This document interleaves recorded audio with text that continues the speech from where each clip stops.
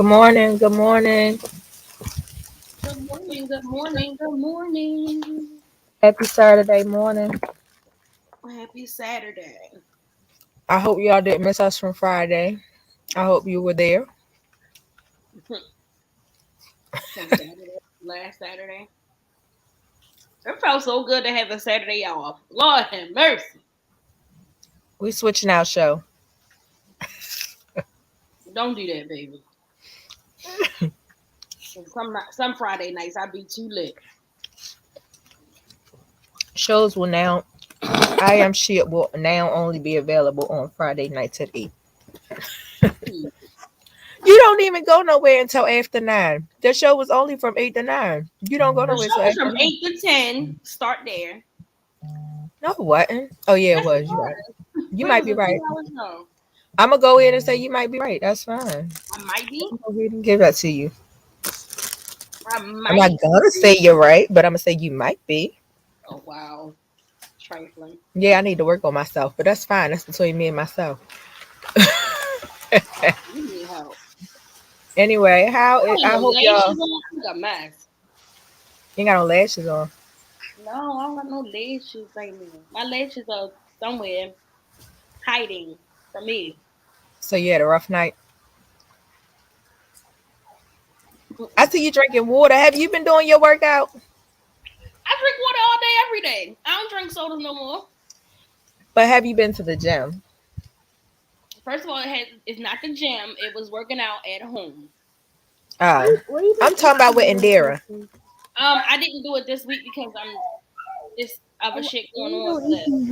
But You was slacking. no slacking. Okay. She knows the issue. Okay. Okay. But I don't know. How was your week? How was your week? My week was great. No, it wasn't great. It was alright. I'm sick as a dog. Girl, guess what? Guess who live in your old complex on Aiken Court? Ooh. Bordeaux. Thinking he was doing something. I'm like, if you would have told me you was moving out there, I would have told you not to move the fuck out there. I would Cause have they told you. raised. And look, now he stressing because ain't nothing right. Like there's tub, there's What's the tank. address? I don't know his address, but he live on Aiken Court. I think that's what he said, or Acorn, A something Court. Because I'm wondering if he moved into J&M old house. I don't know, but he just moved in there like a couple weeks ago, like a week or two ago. Mm-mm. It Mm-hmm. ain't worth it. That's All why they did was change. I said, All why they did you did. tell me you moved in there? Because I would have told you not to fucking move in there. I would have told you not to do that shit. You think you being slick moving over y'all fucking Middle River? That shit ain't fucking. I said, you think that's? I was like, where you live at? He's like, I live in Middle River. I'm like, where? He like, by Benji's. I said, by Benji's. I said, Why all he right, ain't just say you where get Kid to the used to gas live at? station. Cause they ain't come over our house. No, that was Gerard. I thought it was him. I was like, no, that was Gerard. And I'm thinking to myself, no, that was Gerard. So I was like, well, where you live at? When you go to Benji's and that's on right. I was like, when you pass Benji's and you get to that gas station, do you make a left? He was like, I make a left. I'm like, all right. Do you pass the middle school? I mean, the elementary school? He like, yeah. I'm like, and then it's that first complex right there on your right. He like, yeah. I'm like, oh my god. Um, Right. he used to live there. He like, oh, Yeah. It's not worth it. But it ain't. let's get into this hot topic you want to talk about takeoff. Oh my god, that is so sad. Like, yes, take I off. feel like it's just becoming ridiculous. And my take on every time I hear that anybody, not even just a rapper, but it's particularly the rappers, because it's always somebody close to them or around them in their vicinity.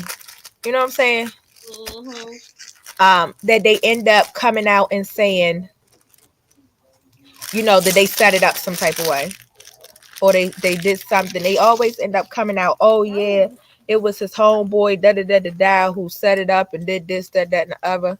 And So my kids is the one that told me about it. They texted me. I'm like, first of all, why are you not paying attention to school? Why is you texting me about this? And so when they came home, they wanted to talk more about it. And they was basically saying, like, they was my what was it? Kylie was asking, he was like, what did he asked me? He said something about guns, or rather another something about fighting. He was like, yeah, mommy, because people don't like to fight no more. People just like to shoot. That's crazy, mommy. I said, that's right. I said, that's absolutely true. Nobody likes to fight. And the thing is that everybody is quick to pick up a gun, but you don't want to resolve it any other way. And what people fail to realize is that having a gun is for protection, not as your go-to, your automatic go-to. A gun is for protection, and a lot of people don't realize that. It's not, oh, I feel like I ain't gonna win this fight, so let me go ahead and shoot. It's for your protection only, not just, oh, it's getting too hot in here, it's becoming too much, let me just start shooting. And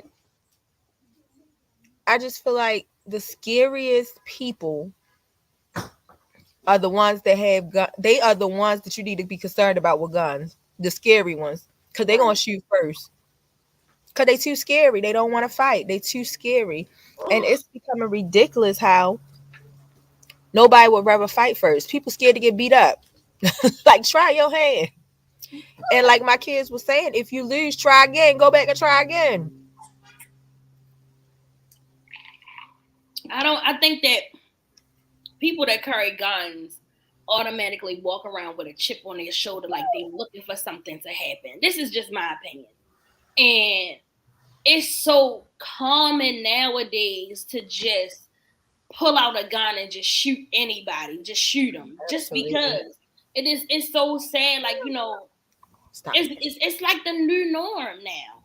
And then you gotta think about kids who grow up in like Baltimore and places like that who killings is just like, oh, it's normal. And then it's like, now you gotta think about like, this is revolutionary, but to the kids now, to our children's generation and your kids' generation, this is I'm gonna beat you and talk.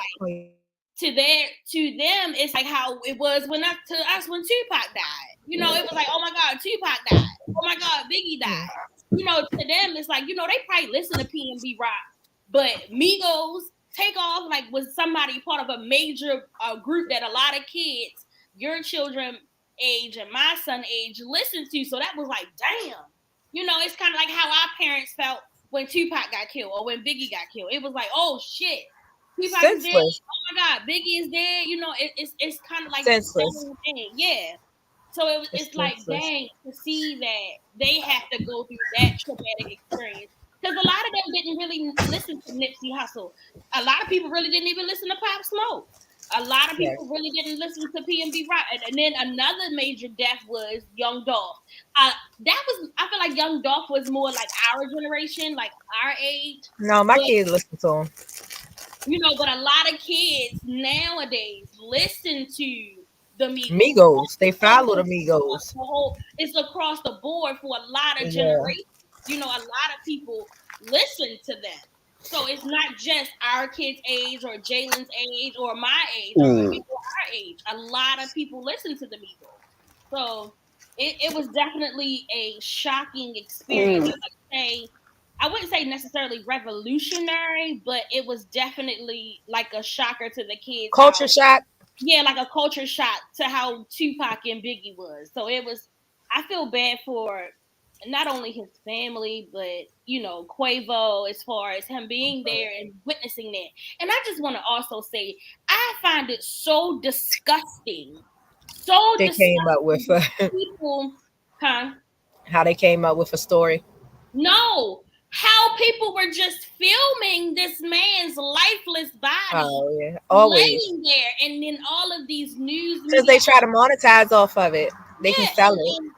All of these news media because they said that They said that TMZ actually had the video. A lot of people had the video, so you can imagine how I hate people were thinking TMZ. in that moment. Like, oh shit, I'm about to go ahead and record this because I I'm hate gonna get TMZ. money. I hate I'm gonna get TMZ. money. TMZ is the worst. I hate TMZ. Yeah, because all they They got to do ruined is so reach many out to people's you. careers. All they have to do is reach out to TMZ. you and say, "Let me get that video. Here's $150,000," and you come from the slums and you ain't got it. That $150,000 sound real good right about now. So that's all they have to do. And it's like the people who are taking their phone out and was recording this man laying there just lifeless. It's so sickening. It's so sickening. It is so sickening. And then, like you said, all of the 50 million different stories, all of that. It's so sickening. Yeah, it's ridiculous. How they went in and tried to. I even kind of felt some type of way off of people trying to monetize off his death in a sense of, it was like the very next day, this guy had went and did like he had went and he was like an artist, and so um he makes artwork like people like he actually makes people like pictures of people using his fingerprints, and it was on Instagram. And so he used his, it was the next day though, like I could see if it was a couple days later, but it was literally the next day. And he did a video on TikTok where he used his fingerprints to make offsets, to make a picture of Offset face. And I've kind of felt, I don't know, it kind of bothered me a little bit. Huh? What did Offset have to do with that? I mean, not Offset. Takeoff. I'm sorry, Takeoff. What's up? It kind of bothered me because I'm like, can y'all please give these people some peace? Stop trying to hurry up and do something so that you can monetize off of it. If you're doing it for a dedication, that's different, but stop trying to hurry up and throw stuff and monetize. Yes, and monetize off of it by trying to sell your artwork and stuff like that. Say it's a dedication, do something like that, or you are a big fan. And I don't know, I kind of felt like what bothered me even more is that the fact that, which I don't know how to take it, but I felt like, okay, I felt like it bothered me a little bit more because it was a guy of a Caucasian descent. That's what bothered me a little bit more. I mean, I know people from different cultures listen to our music, but I just felt like you was trying to monetize off of it, and you probably never even, you know what I'm saying? You've seen an opportunity. That's how I felt. I don't know if that's how he put it, but that's how I felt. And like I just seen so many videos and stuff of people trying to sell and do things. It was ridiculous. I don't know. I really don't know. Like that girl, like for instance, off topic but not off topic. The little boy, do you remember the little boy at Disney World, the little black boy that fell off the ride at Disney World, and they had that lady out there pretending to be his aunt trying to collect funding? I ain't never It heard was of all on the news. that. It was a black boy. Their family went on a vacation in Disney World or Universal Studios, and he got thrown off one of the rides because it was shut down for a while. He got thrown off one of the rides, and they had found out it was a black girl, young black girl. I don't know if she was mental or what. She was out there saying that the news had did an interview with her and everything. No, she was out there saying that she was the boy's aunt, and she was trying to collect funds for the family. And she even did an interview. She wasn't even there, but she did a whole interview. And the people, the family came back and was like, we don't know her. Wow. It's Trifling. crazy. People are nuts. Like People are crazy. Yeah, this one girl was on there, like, she was talking about how the whole situation ain't have anything to do with a dice game. She was like, if you're from Houston, XYZ, I guess the guy, Jay the Prince, or whoever it was they was with, yeah. that she was saying how it really started from a beef in a whole nother environment that started hours before the dice game, and it ended up spewing over into the dice game. It wasn't like a whole issue that Quavo money was being taken, because why would he care about his money being taken? He's a millionaire. So she was like, if you know anything about, Houston or whatever, nobody had guns except for the dude Jada Prince people. So she was like, it wasn't like one of his friends hit him, because another story was one of the guys that he was with was shooting back at the other guys It hit him. I and heard hit that him. one. It's just so many stories, but either way it go, someone lost their life for something so pointless and so Stupid. stupid. And I don't think as a generation we understand how a quick decision can last a lifetime for some people. A quick decision can, like a guy had said on Instagram one day, he was like, 5 minutes, a 5-minute decision cost me 20 years of my life. And I don't think people realize how serious stuff like that is when they choose to say, "Oh, all right, well, I'm just gonna shoot him. Like, I'm just gonna shoot the nigga. It is what it is." And it's so sad that even in the day and age we live in, people still have such a disregard for people's lives. It's Absolutely. so sad, and it's Especially the younger, it seems like it's more so the younger crowd. The more so the yeah. younger crowd, they are not like us. They do not, for some reason, they hate the fight. They hate to stand out there and possibly win or lose. They don't want to take that chance. But It's not then that you they hate to do it; they don't know how to fight. but then you sitting there behind bars. Here's what bothered me, and I don't want to get too personal, but I have to, because I see it all the time. Like, for instance, when my brother got shot, when those two brothers came, my brother was already dead. But the other brother took it upon himself, and that's how they called it execution, because the first guy came behind my brother, shot him in his head. So they said that was execution. It wasn't like adult self-defense or anything like that. That was execution. He literally walked right up behind him, put the gun to the back of his head, and blew his brains out. That was execution. But Oh, the second Stephen, oh wow! I ain't yeah, know all that's what. that. Uh-huh. So they already said that was an execution, but it wasn't a shootout. They seen him. The guy stood behind off on the side of the alley. He stood off on the side of the alley. He waited until he heard my brother's motorcycle come up the street. He watched and planned it. He watched and waited for him to walk up to the porch, and he ran up behind him, put the gun to his head, and blew his brains out. So my brother was already gone. My brother was already gone. That was execution. He was already gone. But then his brother heard the gunshots, came outside, and made sure my brother was dead. He heard the gunshots, came outside, saw his brother, came outside with his gun, stood over top of my brother who was already on the ground, now dead. He didn't blow his brains out, so his stuff all over the place, and shot him. They said he had 4 more gunshots. So he stood over top and shot him 4 more times. So they wanted to make sure that he was actually dead. And the And what thing, bothers me about that is that you went to court for an that's what I'm trying to get appeal. to. That's what I'm trying to You get went to. to court for an So appeal to say you're not that kind of person.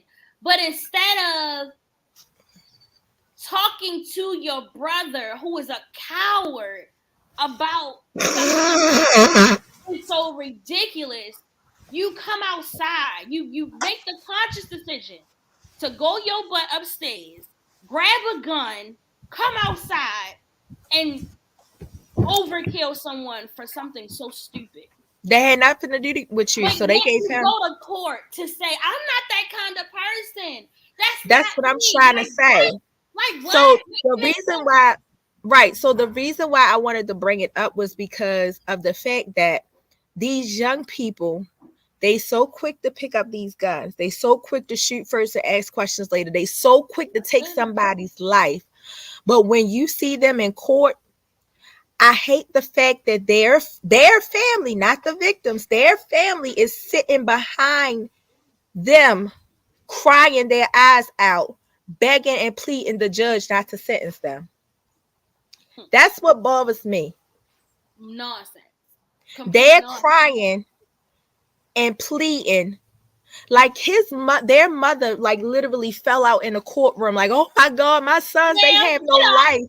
get up.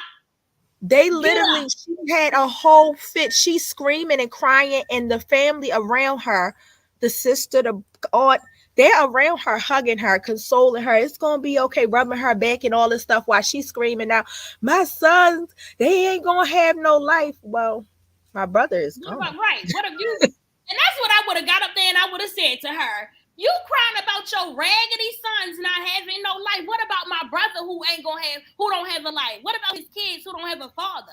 That And is didn't not have a my fault. chance, and didn't have a chance to even try and defend itself. So this is my issue when it comes to these young kids with these guns. They are so quick to pick them up. They're so quick to shoot a trigger. But when you get them in a courtroom after they've took someone's lives, it's the people behind them. It's the family members behind them that's in the courtroom crying and making a scene about the judge sentencing them and taking their life. They fold. Well, why didn't you teach your child from day one not to take a life? She probably did. Not to discredit her as a crappy mother that she is. She probably did. However, outside influences, gangs, things of that nature have a lot of peer pressure. And even as adults, what we have to really understand is, even as grown adults, we still have peer pressure. You still have people out here who are our age going through peer pressure, and you're like, what? No, it's for real. It's so real. That's true. How some people are still 35 and being dumb. I see it all the time. Sad, and it's like, she probably did teach them. I'm not gonna discredit her at all as bad as I want to, but she probably did. But at the end of the day, it was like, listen, ma'am, your sons were dead wrong for what they did to this man. For what reason, no one will ever know. No one will ever really know the real reason. But it's so sad that we have to keep going through the same cycle. Absolutely. And in our own community. And it's embarrassing to see it on Instagram, on Facebook, on social media, the other cultures that are discrediting us and that are mocking us because it's consistently happening and within majority of within our community. Now, granted, excuse me. Now, granted, they go out of their way to do murder suicides. They do just as much murder suicides as we do murders. They do just as much murder suicides with their own families. But other cultures, I don't want to pick a particular culture, but they have what you call murder suicides just as often as we have murders. These frivolous murders within our community. They do just as many murder suicides. I don't know, but it seems like we get picked on more. Y'all killing people. Y'all consistently killing people. Look at these monkeys. They killing people within their community. Look at these monkeys. They don't know how to act. Here we go again. Look at these goofies. Here we go again. It's these the N word. It's these N words. It's these they only in their community. We are constantly being talked about, being brought up as a topic of conversation because it's within our community that we're consistently taking each other out. We're doing what they want us to do. But guess what? Trump's still here. Where y'all at? Trump. So where y'all at? George Zimmerman still walking around. Where y'all at? The police officers that are consistently killing the young men in your community are still here. Where y'all at? It's real sad. Where y'all at? But you willing to follow and listen to a gang member? You willing to listen to a gang member or OG tell you, "Oh, I need you to kill this guy because he owed me $50," and you willing to take that one? Because that's where their loyalty be lying. You willing to take that one? Some some of them don't even have family, and some of these people be family for them, and it's like that's all they got. That's all they have. They don't have anything else. So some of them, that's it. That is it for them. Like this is all I got. OG, the only one who looked out for me when my mother wasn't there. OG was the only one who looked out for me when I was homeless. These people are dedicated and I'm trying to find out the word to use. They are dedicated to these people, and it's like they have a undying loyalty to them, and it's not, I can't say it's sad, but it's unfortunately some people's reality. Unfortunately, it's some people's reality that this is what it is. They have no other choice. Absolutely. I just know at the end of the day, we just really need to do better within our community, because killing each other ain't it. Killing each other is not it, and definitely never-ending cycle. This will always have to be a never-ending cycle, and it's getting younger and younger and younger. They are getting younger, and it's like, unfortunately, this is not going to be the last rapper to get killed. Absolutely, it's not going to stop. It's going to be a never-ending cycle. It's going to be a bunch of condolences, a bunch of, oh my gosh, how could y'all do that? And then bam, after a week, it's going to be over, and then it's going to be on to the next one. It's on to the next one, and it's sad because we do that even within our own community, even within our own families and social circles. It's like, Absolutely. Oh damn, I'm so sorry your cousin got killed. I'm so sorry, XYZ, but my condolences, and then bam, there's no more communication, there's no more thoughtfulness, there's no more I'm checking on you. Absolutely. And it's back to the same cycle till the next person died, and it's sad. Like, we just, like, humans just don't, we have a heart, but we don't have a heart. Because some things are just now so, how can I say, we're immune to it. We're immune to it. It's just a part of life. It's a circle of life. And we just, when it come up, we going to have that feeling, that emotion for that one time. And then it's like, all right, it's over. On to the next one. Waiting for the next one. Who's next? And it's sad, how we have hearts, but we don't have a heart. At all. It's very cold. Living in this city, you become so accustomed to people getting killed. It's just like, oh dang, I just seen them yesterday. Right. You feel bad, and then like, all right, until it hits you, if that makes sense. Absolutely. Until it hits you, everybody's like, oh dang, I feel bad for Shorty, and then bam, on to the next one until it's your family, until it's your time. But see, like murder, especially when it comes to a murder like that is just ridiculous. I can say, like, with me, my concern is to have young kids that are still growing up. That's my concern. What you mean? That's what makes me not feel like, oh, somebody died, oh, it's on to the next one. Because I'm consistently being concerned about that could be them. You know what I'm saying? The people they keep around them as they're growing up and they're learning about themselves, and they have become, they're being around more peers. You just don't know. You just don't know. Like, you raise your kids to the best of your advantage, but the people that's around them, what do their households look like? Peer pressure is hard, and unfortunately, if you have a kid who's a people pleaser, peer pressure is going to eat them alive. Peer pressure is going to tear them up. And I say this all the time to people who have kids that want to be down and don't know or is green to certain things, and they are attracted to a certain type of life. Your child is going to be eaten alive by peer pressure, because they're going to be trying to people please so many people and try to be down with so many people that it's going to be detrimental for them. And that's why I don't mind exposing a kid to certain elements of life, because you got to see how things are, because everybody ain't grow up like you, and everybody not going to be like you. And then some people going to hate you for who you are, for what you got. Definitely. It's so many different elements to it, but this family. Excuse me, y'all. On camera though. Uh, Well, let's transition to we have some special guests today.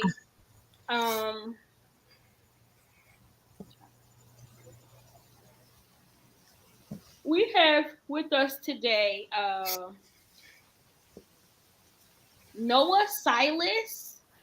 Is it like, wait, Marshai or Marshai? I'm like, can you Ellen? get it? Huh? I'm Huh? saying, like, can you get it? I couldn't think. I couldn't. I didn't know his name, and I didn't want to mess it up because I hate when people mess up my name sometimes. And we have Calvin Tucker Jr. These are all actors from the upcoming play You Thought I Was Him.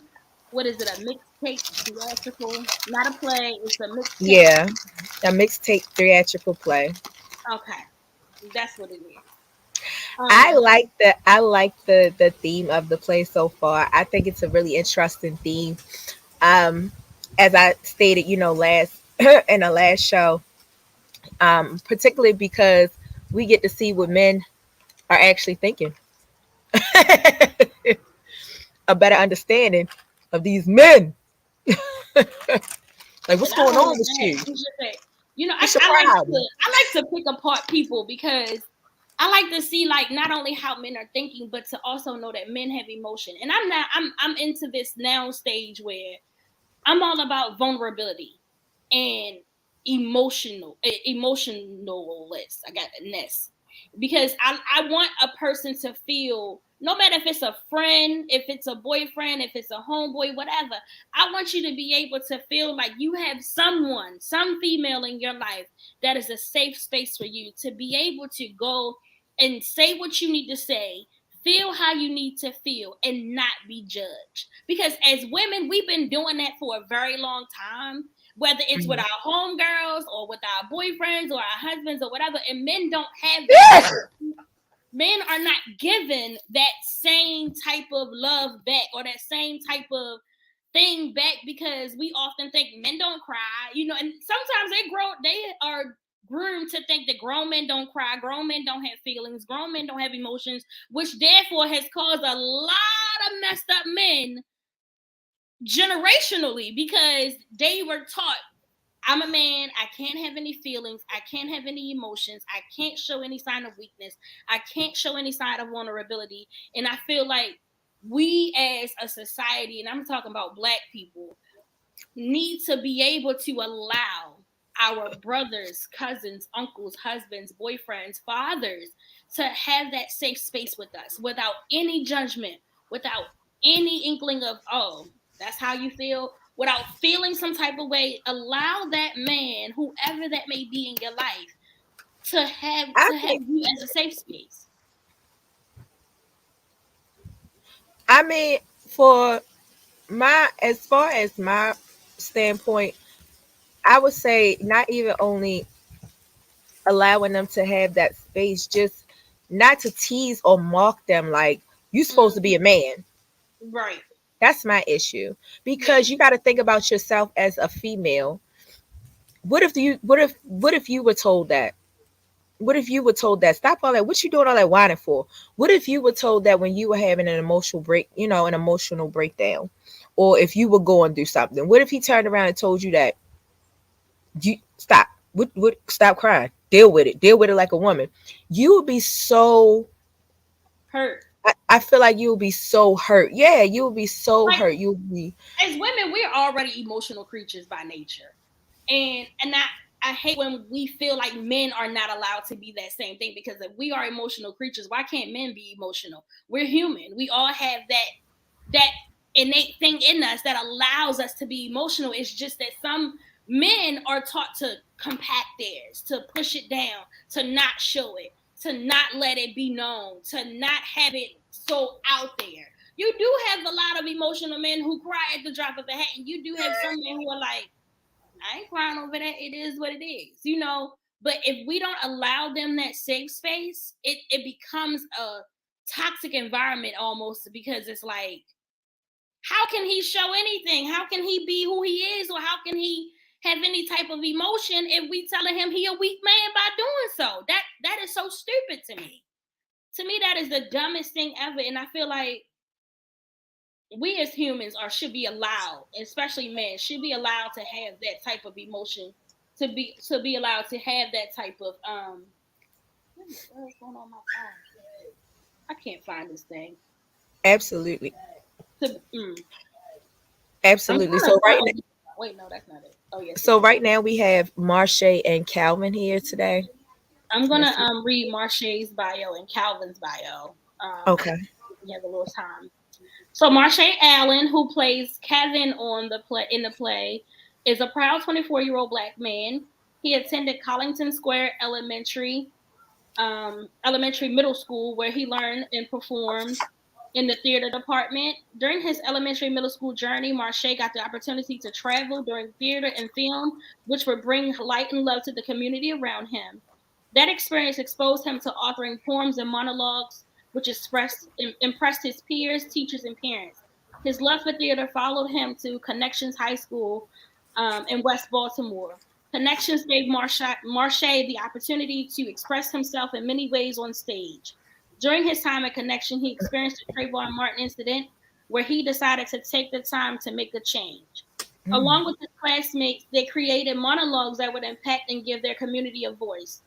Marshai, along with his theater department, performed and traveled all over Baltimore City. They developed and molded him into a strong actor. He was honored to perform at the Center Stage Theater with excerpts from his personal storytelling. He also performed with John Hopkins Theater Department with playwright and producer Ursula Battle. He's currently building his artist career now with director and producer Troy Burton and the Arena Players with the production You Thought I Was Him. He is strongly looking to move forward to more opportunities to express himself through his theatrical performances. He also loves to write monologues and portray his experiences, trauma, pain, and through his life journey. So, with that being said, we're going to bring on Marshai. Hi. Hi. How are you guys? Good. Great. Welcome. And tell us a little bit about yourself, Marshai. Well, I was sitting here listening to the bio, like, okay, like, all right, Black male. Well, tell us what we missed. Bring it, Black man. That's right. Listen, a lot of times we don't get to celebrate ourselves. So I was sitting there listening, like, okay, you got a little something in life. No, but I sound like somebody. Right.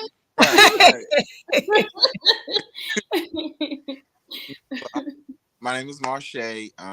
Everybody calls me Mars. I'm excited to be here. I'm just a young Black male who loves to act, who loves to perform.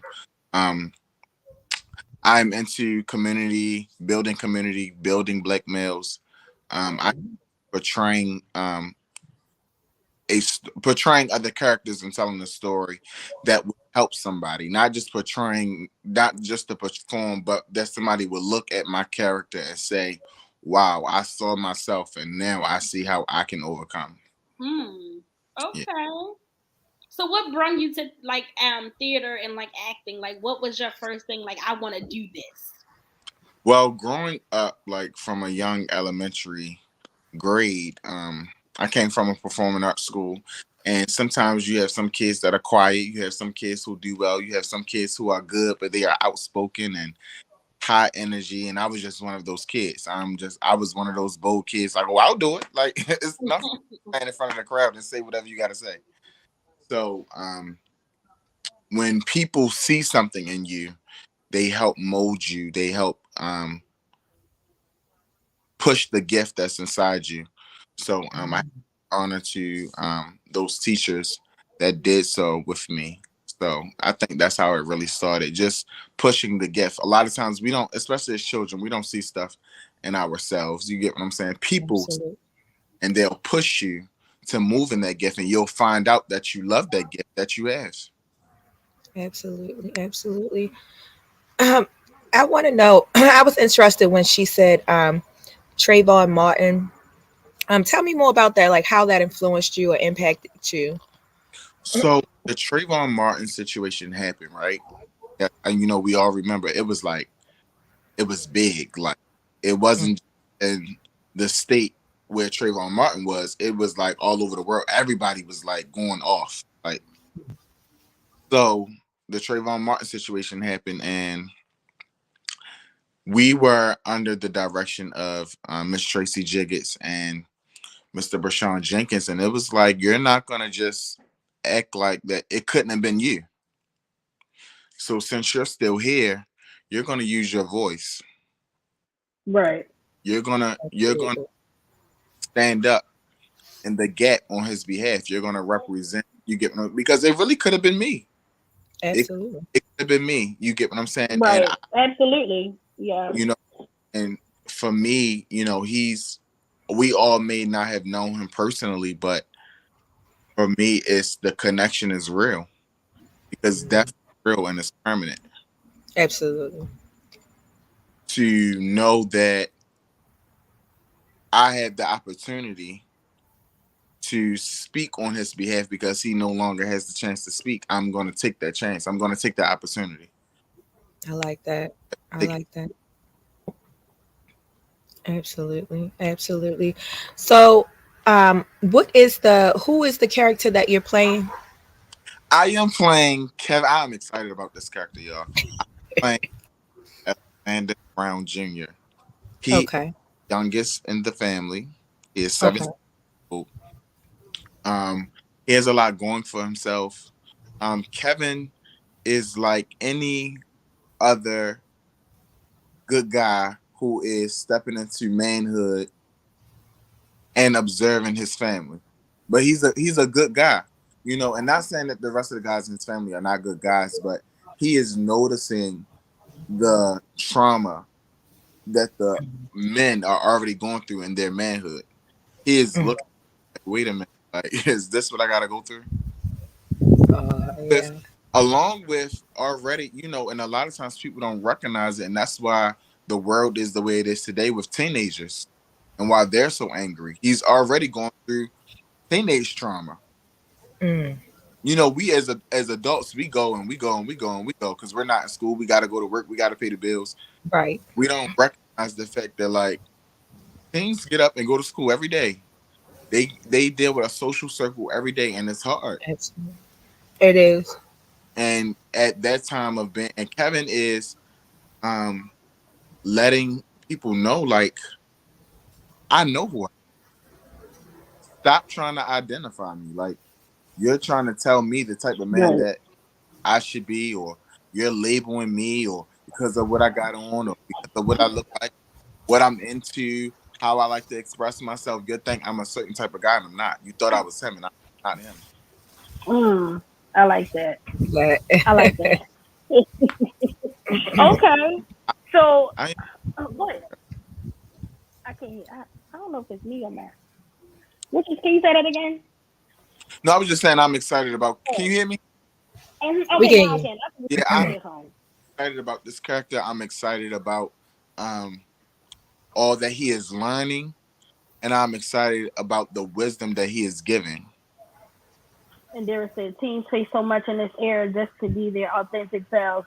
I think it's so important that we teach kids that it's okay to be who you are. Because a lot of times when they go to school, they look at different people and they look at the different cultures and they think to themselves, I'm different. I don't like who I don't like who I am.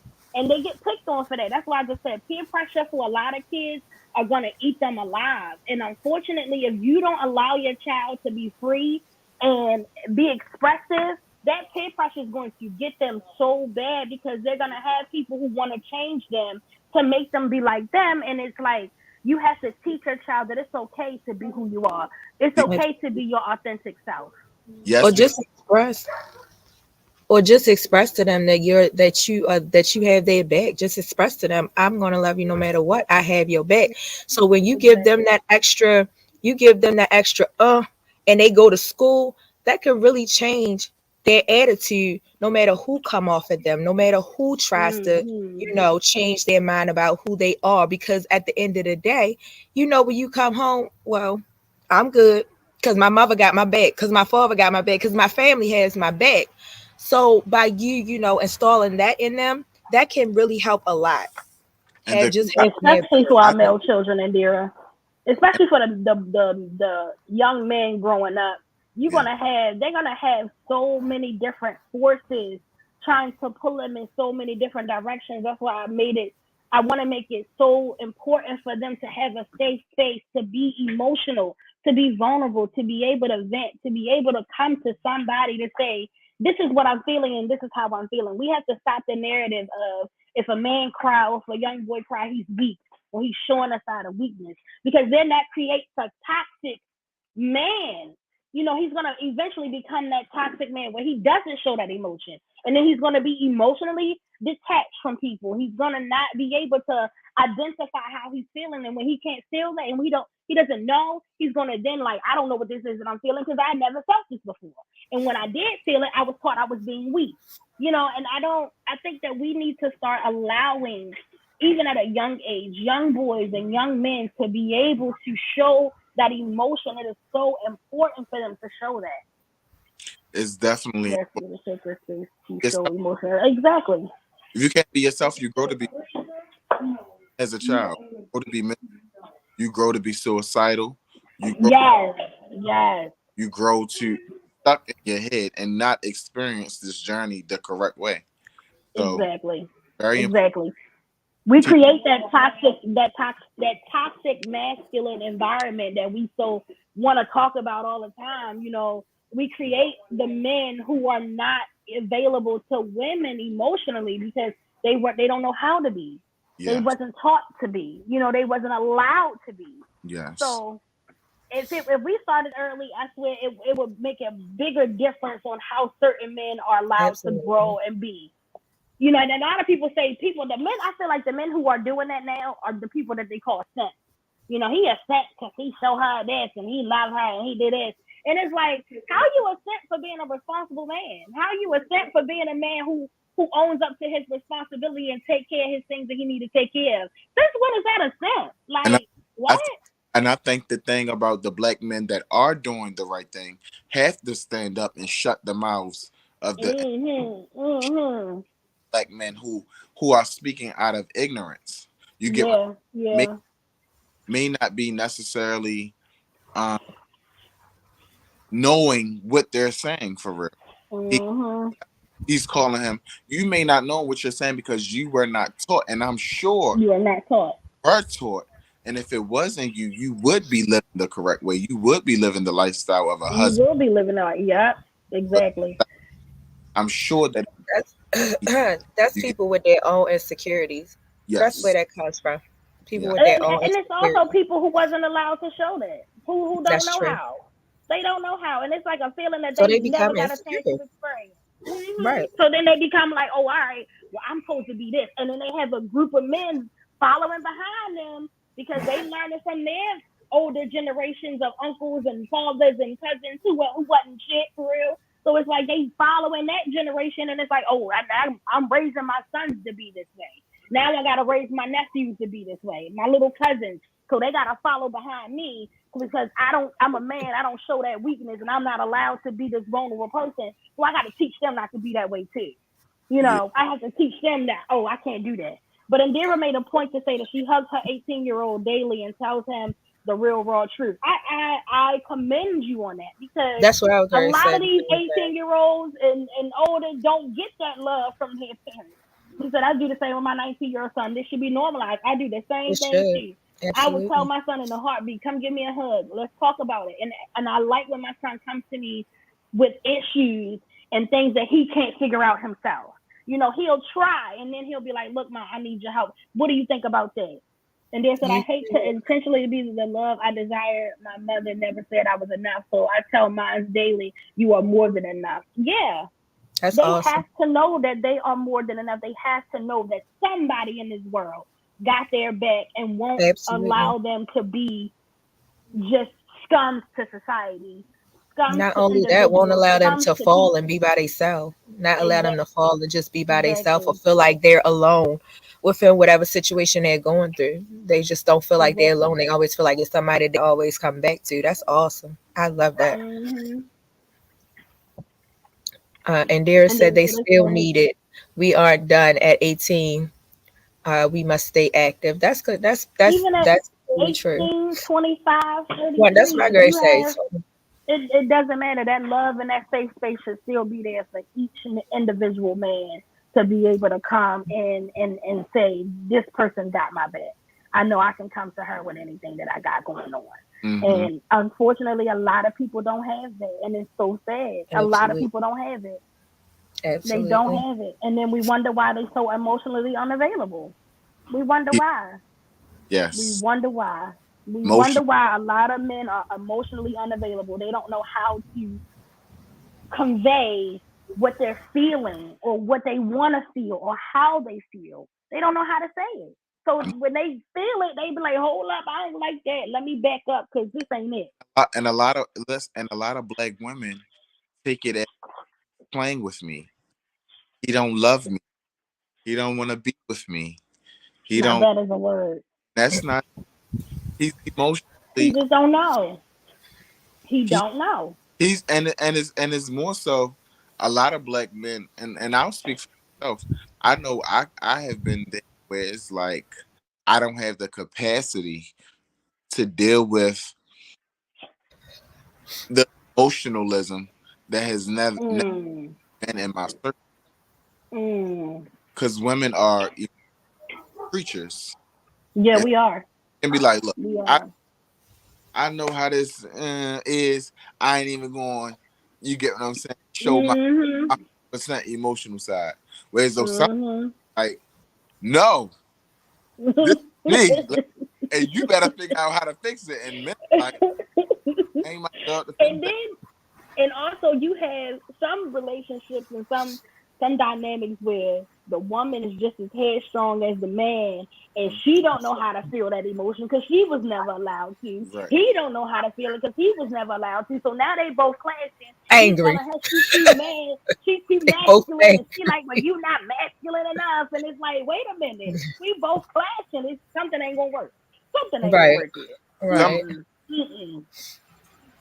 It's crazy how the dynamic works because you do have some guys who are emotional and then you have some women who just will not show that emotion no matter what it is.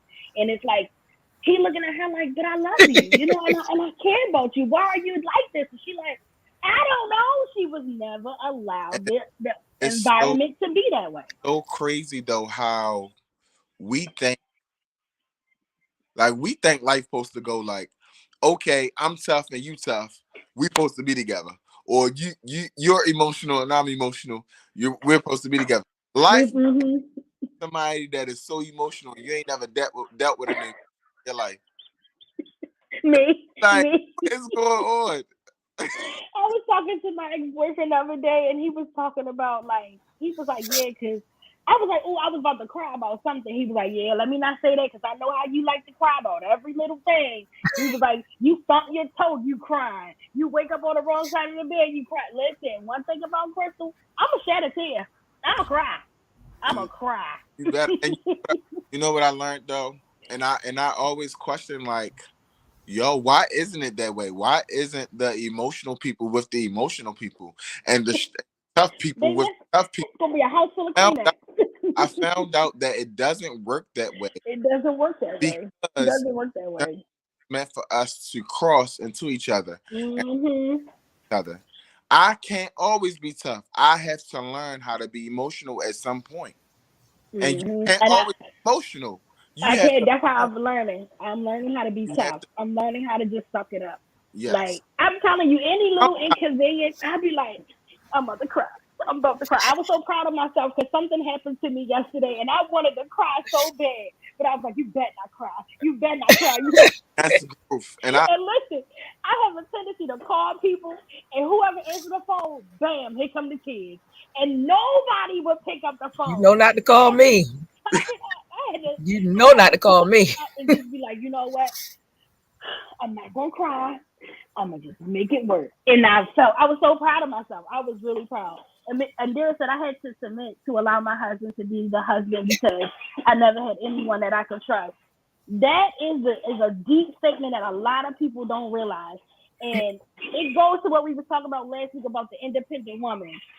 A lot of women have to be independent because that's all they know how to be. That's all they know how to do. They can't allow a man to come in and just take over. Because if it's been me taking care of me for so long, how am I gonna trust you to take care of me?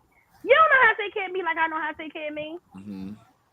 How you know what you're doing? You know, that's how we view it. Or it's It's vice crazy. versa. Or it's vice versa. Like, I come from a loving family, and my mother hugs all of her kids, all of her sons, her daughters. She hugs. I hate hugs. I want to be touched. Don't touch me. But my type of family, everybody gives hugs. You see somebody, you give them a hug. You say, I love you, things like that. But I'm that friend. Don't call me when you about to cry. I had to learn how to change myself for my husband because he started telling me I wasn't emotional enough. You don't understand me. And I'm like, boy, if you don't go stop crying, go come back when you done. So I had to learn how to, change You is so myself rude. because You is so that's rude. it's not something that I was taught because I had the love there. I have the loving family there that's always wanting to hug and I love you. And I'm just texts. My mother still texts me. I'm 39 years old. My mother still texts. Just want to tell y'all I love y'all. But it's just something in me. I don't know what happened. Not that I can remember that anything happened as a child, but I don't like it. Like I don't like that mushy stuff. Like I don't want you to be doing all that. So you're saying you're coming from that big of a family. You may have been overwhelmed. Too much I like love. that. Every time you turn around, there's somebody there. Mm-hmm. Gotta say something to you. Gotta see That's true. And then said I need to hug my one. children. They so much. My daughter Like, all said she right, might miss you this back up. Right, right. All right, I heard you. year. Love you, but back up, please. Thank Back up, baby. All right, stop touching me you. now. My itching. That's Mm-hmm. me. That's definitely Mm-hmm. me.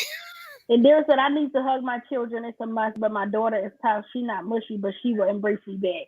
See, that be the ones. It be the daughters that be like, all right, stop Right. touching me now. Get your Absolutely. hands off of me. That's enough there, darling. Don't Right. keep But it's hugging funny me. because my daughter is not like that. Gemma wants to hug me. Gemma wants to give me a kiss Oh, on the cheek. She wants to hug me. She mommy this, mommy that. She is not like that.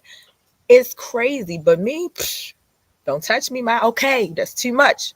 That's And then enough. that's what emotionally unavailable. we have to realize that everything is not also being about a man. Everything also always Mm-hmm. about being a woman, but simply that Mm-hmm. personalities and characterization that I'm just this way. It has nothing to That's do. what I call her moon. It has Right. nothing to do with, you get what I'm saying. Who I was. Mm-hmm. I was brought into this world naturally in a state of maybe overwhelmed or maybe just pulled back or maybe just bold or maybe just scared or maybe just, you get what I'm saying. We're all brought into this world with different personalities and different, Yeah. and we have to. Absolutely. Nate made a big point. He said we train our girls to think that all touch is bad. That is, Yeah. I can honestly say, yeah. I'm thankful that I didn't have a girl because I'd be like, don't let them touch you like that. You know, like we do, and a lot of us is because of trauma that we have experienced ourselves, and we try to keep our daughters from experiencing that same trauma because we Right. know how we felt when we went through it, and we don't want our girls to go through the same thing. So yeah, that is definitely true. We do teach them.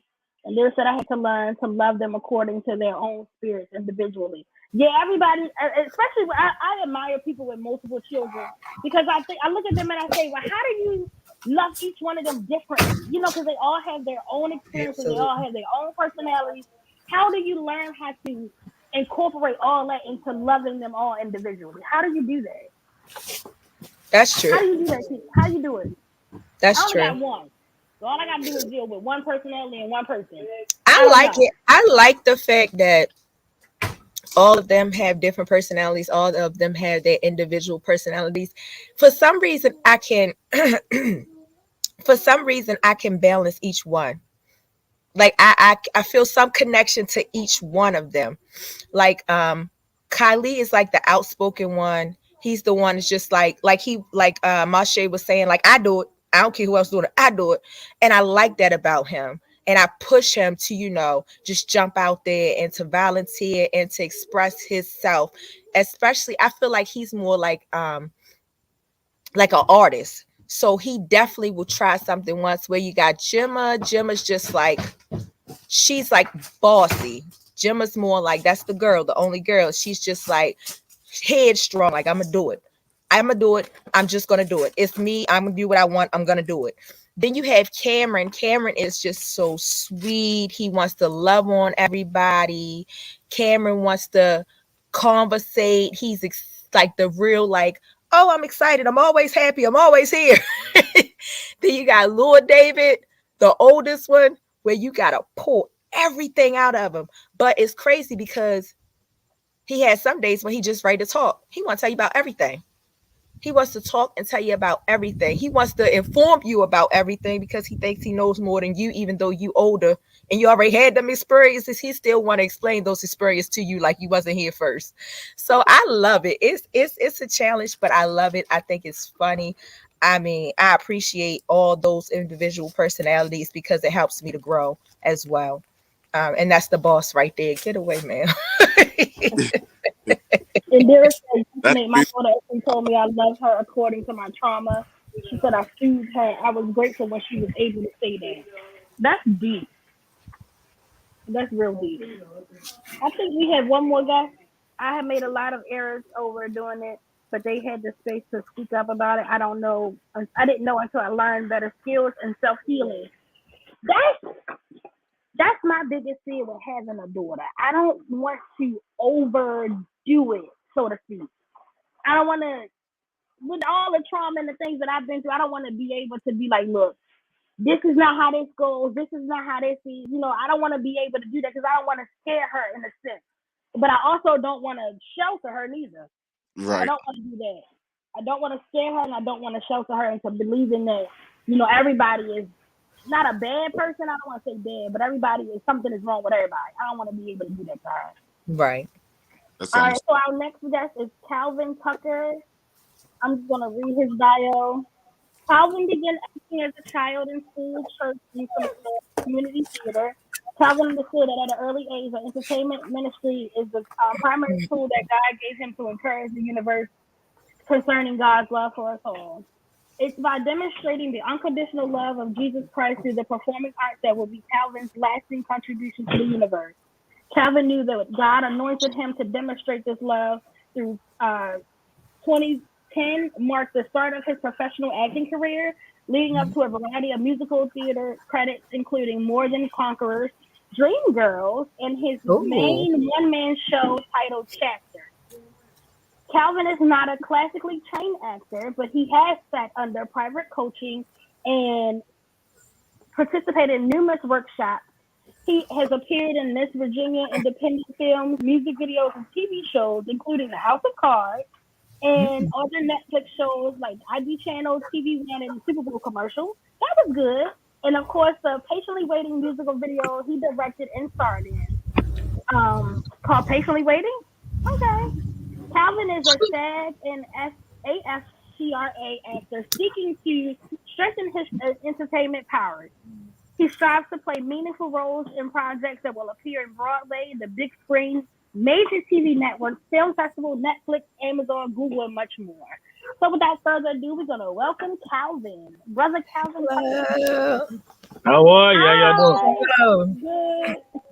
Good. Thank y'all for having me. Thank you for being here. We really appreciate it.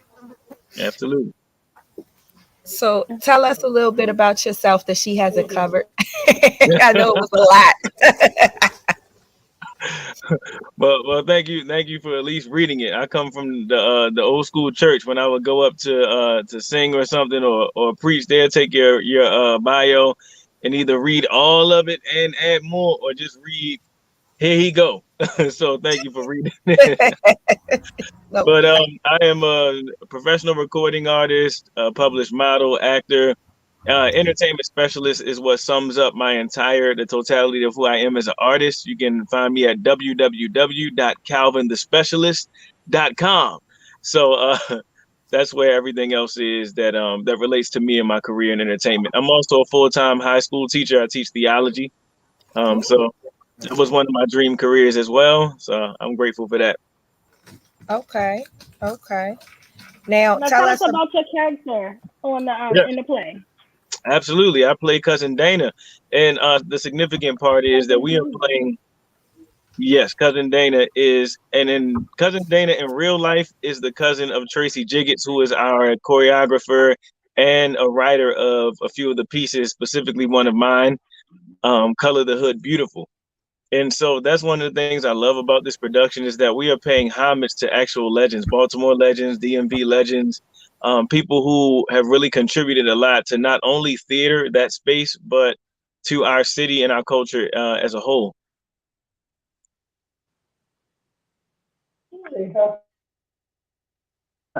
Okay, so how did you start theater? Like, what made you really wanted to start doing acting?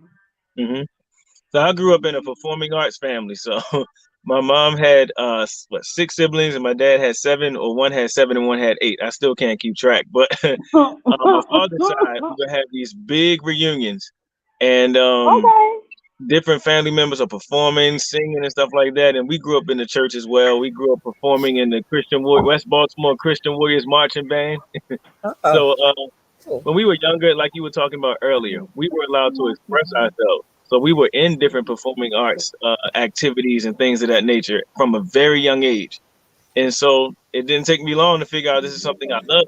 And when I got older, after I gave my life to Christ, that's when I began to see that that was one of the things he would use to glorify his name and actually help other people be inspired. Okay. So wait a minute, y'all used to put on like plays during like your family reunions. Y'all used to have like little Little talent shows skits. going on. Yep, we had talent shows. My sister and I would dance in them, act in them, model in them. What was the name of that movie? The Johnson Family Vacation, when they was doing like the that was your family, huh? Right, all the way live. Nice. That Yeah, was we had very big interesting. we That had would have big been family fun. reunions on my father's side. Yeah. Wow. Wow. That's Oh, I'm sorry. And amazing. also in the play, cousin is the first cousin of Kevin Jr. on his mama side. Oh, cool. Oh Yeah, wow. yeah. That is awesome. That is Nice, definitely nice. awesome. Now, with both of you and the parts that you're playing, can either you just like do you relate to the characters that you're playing? Do you feel like you relate to the characters that you're playing? Absolutely. It's interesting you said that because every chance I get, I talk about how it's only divine, a divine connection or happening that I got this character. Because when I go through the pieces, all the different from a poem to a monologue to some of the interactions with the other cast, it's basically me. Um, and so I'm proud of that. I'm excited about that, and it actually challenges me even more to make sure I do my best to bring light to the real cousin Dana. And so, yeah, a lot of parts of who he is who I am. Definitely, Okay. definitely, definitely. Yeah.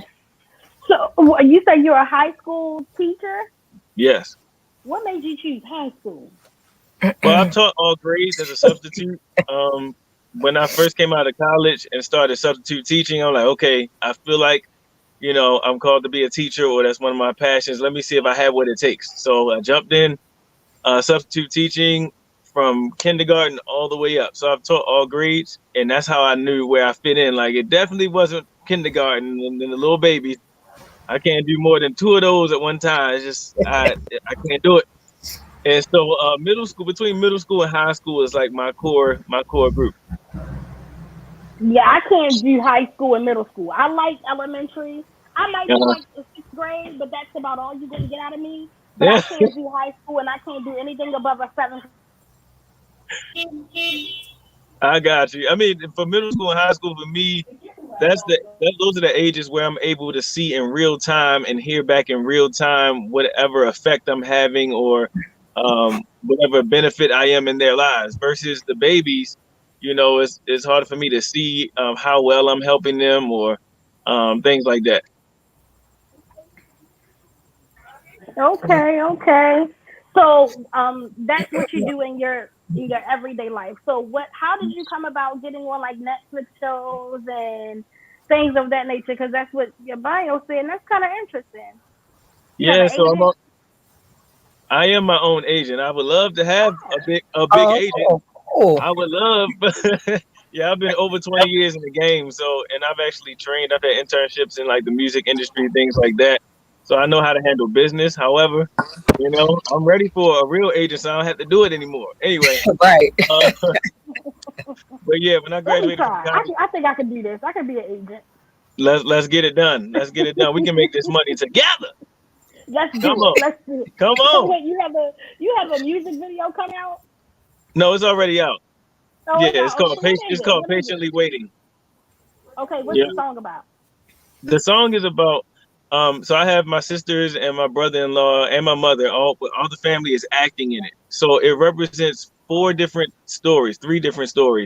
My story is say it again. Similar to the play, like different stories.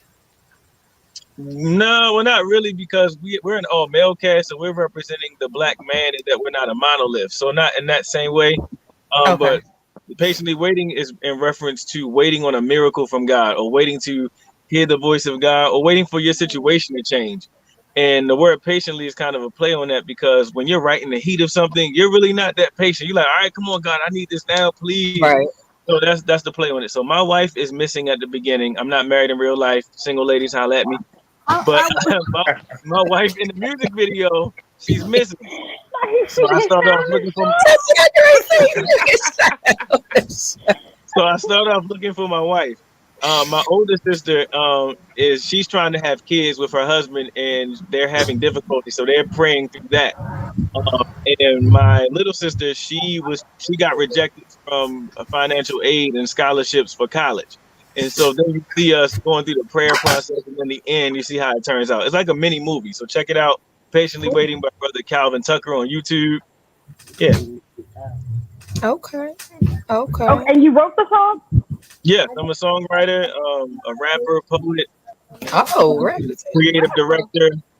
Yeah. You a rapper? Yes, man. So wait, what you was doing in the song? You was rapping or you was singing? Well, that song is like a worship song, so that's a gospel song. Yeah, but in my new single, Mirror Mirror, which you can check out on all digital platforms, I'm rapping on that song.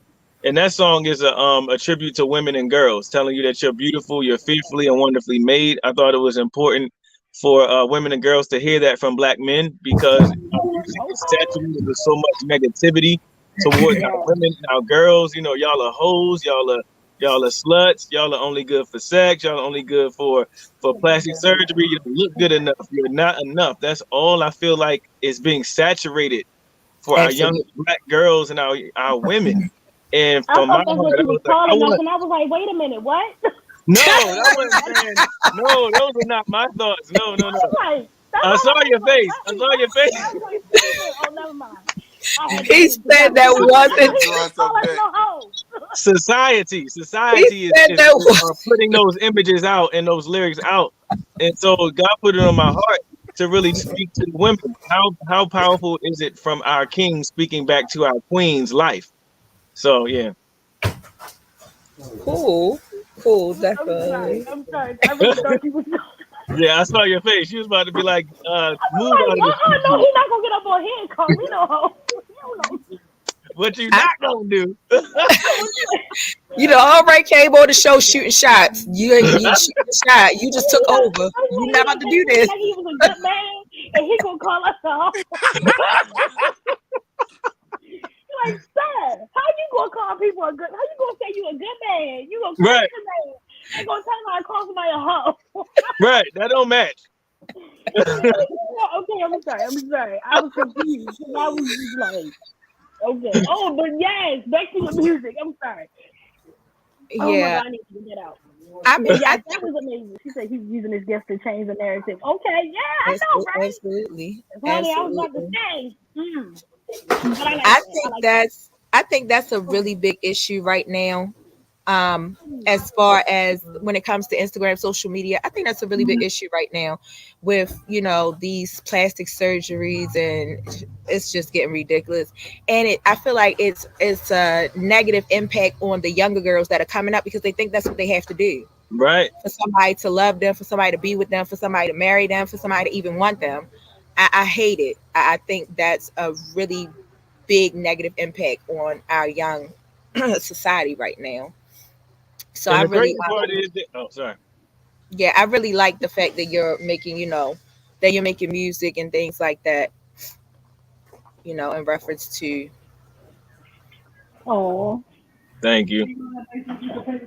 So, okay, how does the play how does the play affect you in your real life? This is for both of y'all. How does the you thought I was 10? How does that portray your real life and who you are? Go ahead, Kevin Jr. So Kevin Jr. I would say more so it's really real life because Kevin Jr. again he's a hero, and people is trying to categorize him. People are trying to scope him out and be like, "Oh, I figured you out. You this type of person." And then that's real life. I know that's real life for me. People will often try to identify me or whatever they want to be, and I am that. Like, okay, your opinion, if that's what you want to think. If you don't want to take the time to get to know me for who I say I am, that is your problem. You get me? So I think that's a lot. That was deep. That was deep. That's what black men go through. Black men go through. They and if officers, not all officers, but some officers, if some Caucasian want to look at us and say, "Going," that's their problem because you're making the mistake of identifying me or you're missing out on what could possibly be. You get what I'm saying? A connection. You're missing out on what possibly could be a blessing to your life. You get Absolutely. What wisdom you can get from another. You're missing out. And you're not only turning your heart from probably colder. You're just your word. You get what I'm saying? You're already, and we have to also not categorize people. Mm-hmm. Absolutely. Junior does a great job of not categorizing people. I think he does a great job of observing people. Okay. You say you are. You get what Yeah. People he was a I'm going to use his career. He was a dropout or something like that. I got to know Cousin Dana for myself. Yes, ma'am. It's true. You got to know Cousin Dana for yourself. Yeah, and not based on other people's opinions. Yes. So I think production is knowing who you are for yourself, number who you are, and how to express yourself and going forward in your journey, saying it's either they're going to take the time to know who I am or they're not. And if they okay. And how about you, Brother Calvin? Yes, it's interesting. So much of Cousin Dana resembles who I am as Calvin, and it's beautiful. It's a beautiful thing. There's one piece that Tracy Diggins wrote called "Color the Hood Beautiful," and if I was to send you the excerpt of the scripts, you could read it. It looks very similar to the bio that's on my website of who I am, and that's just a snapshot to say that it's not hard for me to go certain places emotionally with this character because I am an educated Black man. My goal is to color not only the hood beautiful, but the world beautiful through the arts. So that's who Cousin is as well. And so it's really, those are the key points. Okay. So are you guys excited for the play? You guys have one more week. He said yes, he's ready. Y'all got your family and friends coming out? Absolutely. Make sure y'all get y'all tickets. You thought I was him, opening November 11th. Baby, baby. Go ahead. Marshai, you on mute. You're mute. Oh, I don't know how I can play that. I ain't. But, I'm more so excited because I have been promoting display. I'm telling people about display, and don't just come because I'm in it. Like, I mean, yeah, come because I'm in it, but don't Of course. don't come because I'm in it. But more so, I want this group of black males. They all represent a different generation. Mm-hmm. And it's crazy because we think that I'm not going to go to talk about that because the seniors are now older that they gotten whatever they have endured, and we also think that if they haven't gotten over it, it's too late. No, you're in your 60s, 70s. Come, there's still time for you to overcome. You get what I'm saying? Whatever you've been, if you're in your middle age, come. You get what I'm saying? Oh, I ain't young no more. It is what it is. No, you still have time to change your life around. You still have time to overcome what is trauma, because that's what trauma is. The past still bothering you. The past still affecting your daily walk. Your future. Young people like myself, you know what I'm I saying, like that. I like that. I who like that have a lot. been through just a little bit of trauma. You get, Mm-hmm. and knowing that can't nobody belittle your. So what you been Absolutely. through matters.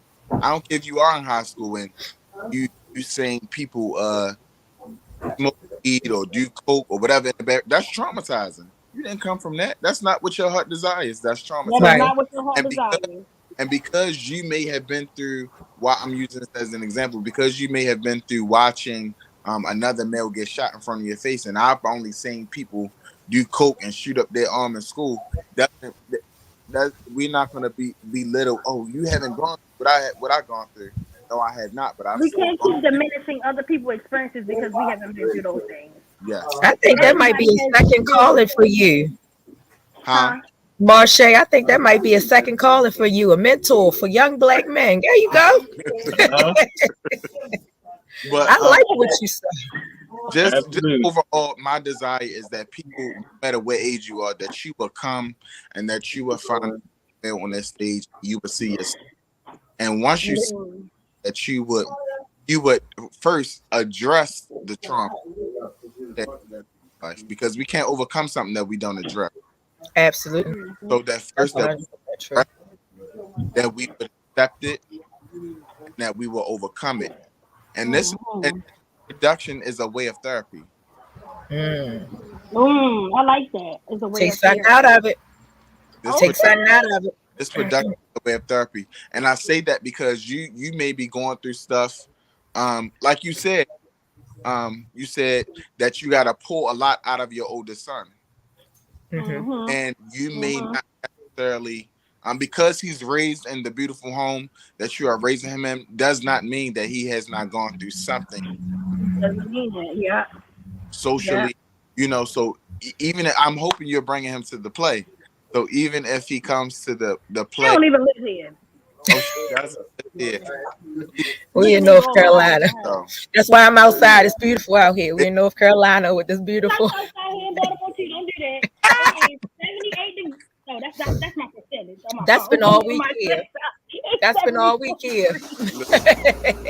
but It's been 74 all weekend too. I'm just hoping that somebody will just look in the mirror, address it, accept it, and overcome. This place about just having therapy, and just the black women that is coming, black women Mhm. understand black boys or black men. Yes. Yes. I think That, we need it too. We definitely need that. yeah, hoping that they'll come and they'll get a better understanding. Like, oh, Mhm. I'll use this as an example, right? Kevin Jr. is his own self, right? I'm hoping that women can come and say, "Oh, just because the young man is like this doesn't mean he's gay, or just because We have a tendency I'm to gonna say that now. way. I just want to use that example because that's big with you. Get what I'm saying? A lot of young black men come up feeling like they can't express themselves in certain type of ways because they'll be identified as a homosexual, and they are absolutely not a homosexual. Yeah, I hate that nowadays when a man don't agree with your narrative. That's the first thing women scream: "You must be gay. You gotta be gay. He gay." Like that is not it. He's a little zesty. Like he's sassy. Yeah. Like no, ma'am, that is not what that means. Or if he's too soft, or if he's not attracted to you, they always gay. Oh, he's not attracted to me. It might be you. It might just be you. Or a guy that's into the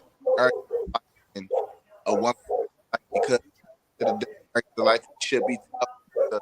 He's a hood guy. You're like, no, I'm not a hood guy. Like I just. Ma'am, I have a job. I go to work. I have a degree. Yeah. Everybody ain't on the corner. Yeah, so I'm excited. That's one of the why I make people to come. Everybody to look on the stage and see either somebody that they know and they could take away, take a play. I saw you in that play. I saw you on that. It wasn't physically, but I saw your soul, your spirit on that stage, and I can actually show you or tell you what I learned and how you overcome. Okay. What about you, Calvin? Wait, can you restate the question? I talked too long. I'm sorry. So BlackRoses was asking, you said how do they relate to the characters in the show? Is that what you said? Yeah. Oh, I already did. I think you was off of that one. I answered that before. She asked, are we excited? You actually asked? Oh yeah, that's right. Oh, are you excited? I don't know. We was just talking and we had went okay. What do we expect? My bad. Where'd she go? Come from the play. She'll be right back. What are you expecting to come from the play? Like, what are your expectations? Yes, I'm super excited. Just to be around this amazing cast, and the production team. It's a level of excellence that I've always knew was here and available, but I don't always get a chance to be a part of. I'll either, be in the audience seeing it, or, I'll hear that I missed something that sounds like what this is. Right. But the excellence of having all these black men come together and black women that are behind the scenes to create this movement, to create this impartation, and that's what I feel like, and I know that people are going to walk away with an impartation, like actually being able to pull a deposit out, withdraw a deposit from this production in many ways, to understand further that black men are so much more than whatever the one black man is, or whatever the one black man that's been portrayed on TV or the media is.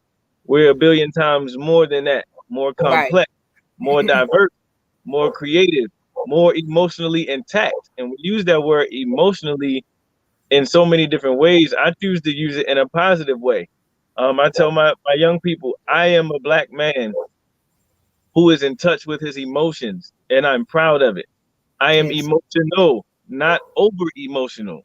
It means that if something hurts me, I am able to articulate, hello, but this happened and this hurts me this way.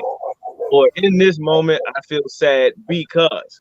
That is articulating, that is knowing who you are, understanding your emotions. And to be able to deal with them, the first thing that you need to be able to do is understand that this is how I feel. And so that I feel like people are going to walk away with as well, watching men express emotions, confidence, with transparency. Thank you. Well, y'all shout out y'all social medias before y'all get up out of here. Shout out y'all social medias, how we can follow you, where we can find you. Any projects you have coming up other than the play?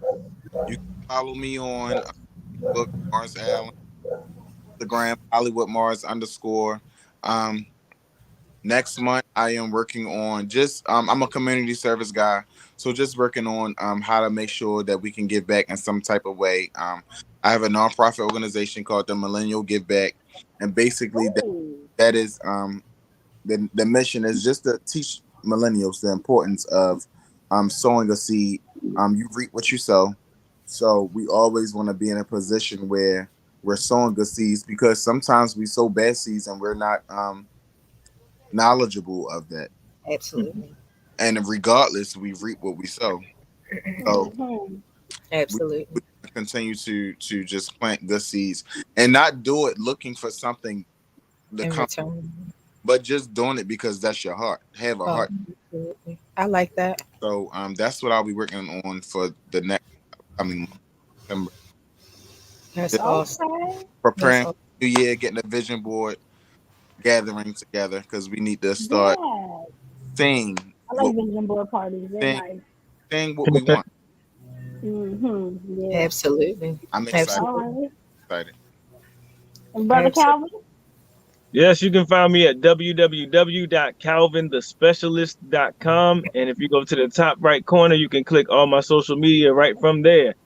I'm kind of taking a break from theater for December. I'm waiting to hear from some callbacks for musical theater, and hopefully I get those. Musically, I'm taking another break. I'm raising the funds to finish my album.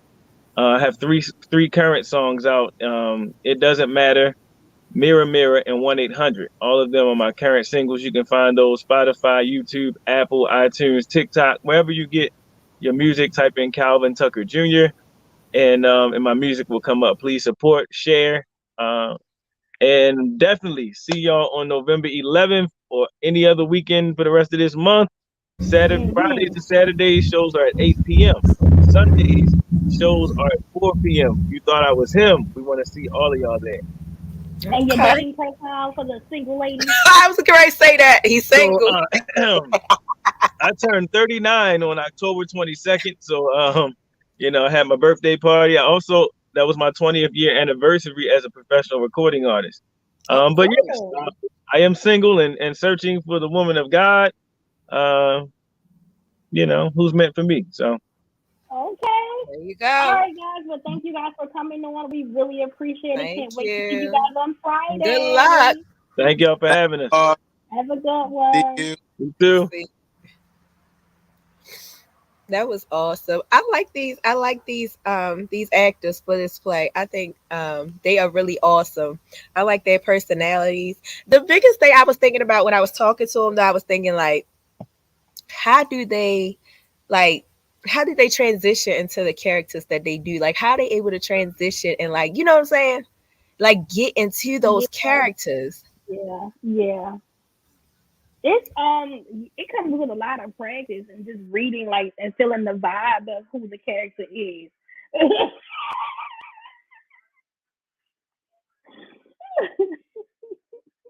That man is crazy. That man is behind the scenes acting crazy again. But anyway, y'all. So, really quickly, not sure how long we have. The main topic of today's show was about biracial dating. So I've been seeing it.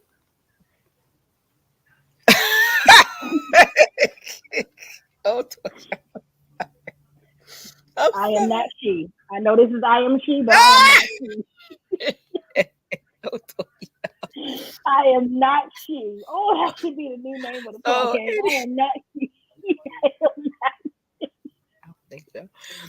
So yeah, so the topic really quickly, y'all, because we got like 30 minutes left. Got like 30 minutes left on the show. So I really want to get to this topic really quickly because I've been seeing this topic trending. Well, not a topic that's trending, but I've been seeing a trend in this topic on social media for a long, long time.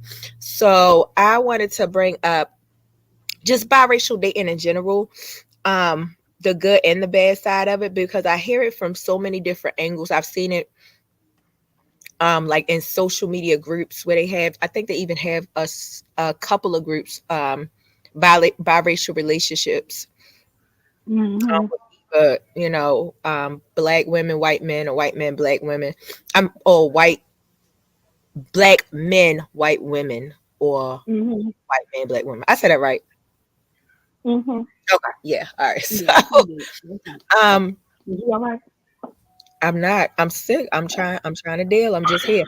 But yeah. So I'm just trying. I want to know, like, is it a good thing? Does it um does it help you any, like, well, not help you in a sense, but is it a good thing to date out? Is it better to date outside of your race? Do you think it creates better opportunities? Do you think it creates a better lifestyle when you date outside your race versus when you date inside your race? Because I see just as many black successful relationships as I see, the on social media. I see a lot of women, particularly black women, not to say anything about us, but particularly black women that consistently state like, yeah, oh, I was here before I started dating Chad, but now I'm here. Look at my house. Look at my kids. My kids are beautiful. Even down to the kids. It's like, do you have to have mixed kids to think your kids are beautiful? Because my daughter is 100% black, but she got the same type of long hair down to her butt. I don't think, I think that some people are just like accustomed to thinking that mixed People dating babies outside are their race. prettier. Huh? They said, are you referring to mixed people dating or people dating outside their race? No, people dating outside their race. Biracial dating. I mean, it's called interracial dating. Huh? Interracial dating.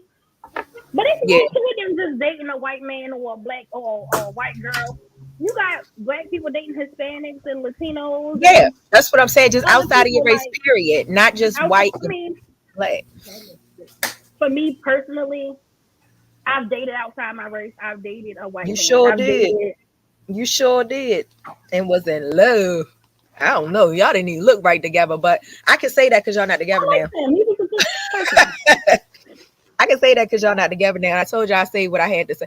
I tell them all the time when my friends date somebody, I'll say nothing bad until they done. Then I say all I've been wanting to say the whole time they was in a You relationship. wait. You wait. You got one coming. That's not biracial. Biracial refers to people who are mixed. Yeah, that's why I said interracial dating. Interracial dating. I'm sorry. Yeah. So Interracial. interracial dating, I'm all for it. Like I'm talk to um, you know who I ain't talk to? An Asian man. I would love to date an Asian man. Really? Ain't no difference. I mean, like that's what I was saying. All men are men. Some of them are emotionally. A lot of them are emotionally unavailable. A lot of them, their parents are. Oh, they are. Because They of got their mama. culture, they are. I dated I dated a guy that was Philippine, and he was a mama's boy. He was a spoiled, daggone brat, and she did not like him dating no black girls. And guess what? He ended up marrying and having babies by a black girl. What? She did everything to stop him. I don't know if you remember when I lived in Woodlawn, the Filipino that used to live across the street from us that I dated. He had really I don't think long I know hair. him then. I don't What's think I his knew him name? I think then. his name was Mark. He had really long hair, and he drove a he drive. I believe he drove a Camry or something like that. But he had really long hair, Filipino. There wasn't no difference. He was a mama's boy, like Nate said. His mama, Yeah. she just treated him like couldn't was nobody, not one person was good enough for him, Yeah. and particularly not black girls. And that's who he ended up marrying and having babies with, a black girl. That's it, Indira. I like me a blackety black man. I Black. don't think Yeah. Wait a minute. And let's. I told one of my coworkers I'm gonna debunk the theory that all black not men all are of them. big. All of Not them are all not of them. well endowed. Not No, they're all of them. not. Not all of Not them. all black men are well endowed, and not Uh, all white men, Asian men, Not all Hispanic of them, because men I have dated every are type of cutie race cutie that you can cutie. think of, except for African. I've never dated African. Never dated a Jamaican. I don't think I ever want to date an African. Never. They're so controlling. Africans, Jamaicans, they're a little bit controlling to me. I've dated Maybe that's just a what can I say? Maybe that's just a how people. He said they maybe all that's just black. some- I can't stand yeah, they all black, but that's their nationality. I mean, we're talking about race. Yeah, they're all black. But as far as nationality, I don't know. But African American is the way to go. I mean, let me not say that because I don't think so. I don't know. I mean, If I tell you know David what? all the time, if we ever get a divorce, I'm getting me a Chad. A who bitch? A I mean, Chad. girl. A Chad. I'm getting me a Chad. No I want the African, no one Jamaican man. They have some. Yeah, they dominant. They too I dominant. want the one to wear the Dockers with the boating Oh, shoes. what? The A one to wear Chad? the Yes, I'm giving me a Chad. Oh, The Dockers with the little button up with the the what do you call them? The cargo shorts with the little boating and when he shoes. call you a nigga, don't be mad. I'm dating the Chad. I'm And when he dating call the you a Chad. nigga, don't be mad. Dating the Chad. That's where I'm going, and I ain't coming back. Chad ain't looking in your I ain't coming back direction, baby. over. That's where I'm Chad going. is not looking for no black girl. Chad ain't doing it. I don't know. You ain't seen social Chad is media. looking. A lot of Chad is Chads is looking looking for for a black Susan girls. I'm or a trying to tell Jennifer. you, you ain't seen social media lately. Chad is looking for me. I can take a white man, but he gotta have some type of swag. He gotta have some type of something. He just can't be black. Yeah, He that's gotta what have I'm some saying. type of swag to him. Like, No, I ain't saying he gotta act black, but damn, you can't be all the way just white. You no, can't be it doing depends white on their people stuff. personality.